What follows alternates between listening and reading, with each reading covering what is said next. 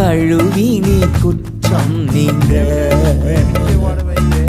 பிரித்தெடுத்தி பிறக்கு முன்னால் உமக்கென்று வாழ்ந்திட பிரித்தெடுத்தி பிறக்கு முன்னால் உமக்கென்று வாழ்ந்திட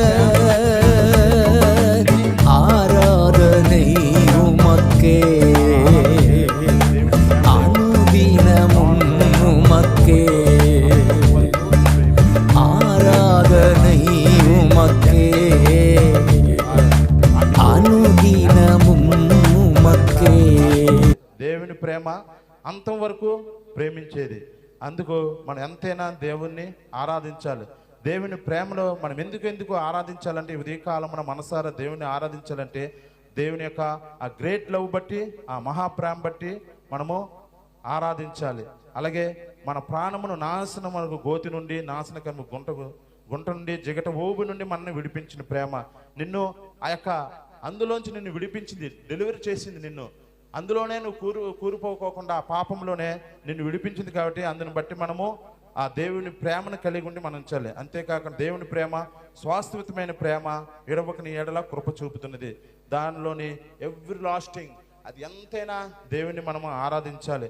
ఇది తండ్రి ప్రేమ. తప్పిపోయిన కుమారుడు వల్ల ఎన్నిసార్లు నిన్ను విడిచిపెట్టినా నువ్వు తండ్రిని లోకంలో ఇష్టానుసారంగా బ్రతికిన నిన్ను అద్దుకునే ప్రేమ, ముద్దాడే ప్రేమ, కౌగులించుకునే ప్రేమ, అది లవ్ ఆఫ్ ఫాదర్ అని. అలాగే దేవుని ప్రేమలో బహు వింతగా ఉంటుంది. ఎంతంటే లోకంలో అనేక మంది ఉన్నారు, గనులు ఉన్నారు, అంతేకాదు అనేక మంది ఉన్నారు, కానీ వారిని నిన్ను ఎంచుకోలేదు. కానీ దేవుని ప్రేమలో బహు వింత ఉన్నది. అందులోని నిన్ను నన్ను ఎంచుకున్నాడు. అంతేకాదు నీ కొరకు నా కొరకు ఆ ప్రాణం పెట్టిన సిలువలో అంతం వరకు నిన్ను ప్రేమించే ప్రేమగా ఉన్నది. అందుకే రోమిలు రాసిన 8:35లో దేవుని ప్రేమ నుండి ఎవరినన్ను మనని ఎడబాయుడు, అది శ్రమ అయినను హింస అయిన కరువు అయిన ప్రేమ నుండి మనకి ఎడబాయుదని ఇక్కడ రాస్తుంది. శ్రమ వచ్చినా నిన్ను విడబాయదు, హింస అయినను విడబాయదు, కరువైనను వస్త్రహీనత అయినను ఉపద్రవమైనను ఖడ్గమైన వినదు.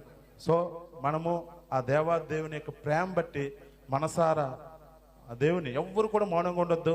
ఆ దేవుని బట్టి మనము ఆరాధిద్దాం. దేవుని ప్రేమను మనం తెలుసుకున్నాం. అట్టి కృప మనందరికీ దేవుడు దయచేయను గాక. ఆమెన్. Praise lord.